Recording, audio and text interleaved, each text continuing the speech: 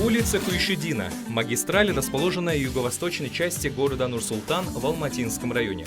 Улица начинается с проспекта Тауиль-Сиздек, пересекает проспекты Макжана Жумабаева и Аблайхана, улицы Каныша Сатпаева и Жанайдара Жиринтаева и заканчивается на проспекте Шакарима Кудайбердиева.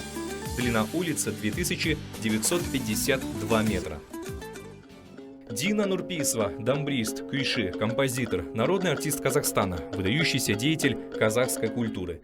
Дина – воспитанница отца Куев Курмангазы.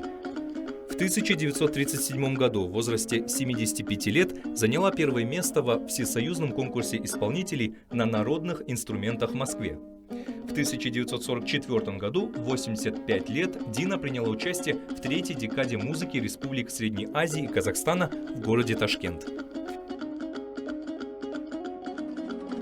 На улице Куйшидина расположен Центр традиционной и народной медицины, являющийся первой в стране многопрофильной клиникой международного уровня. Также вдоль улицы находится школа-лицей Казгарыш имени Райымбек-Батыра и международная школа Мирас. На пересечении улицы Куйшидина с проспектом Макжана Жумабаева расположен Успенский кафедральный собор. Общая площадь собора – 2000 квадратных метров.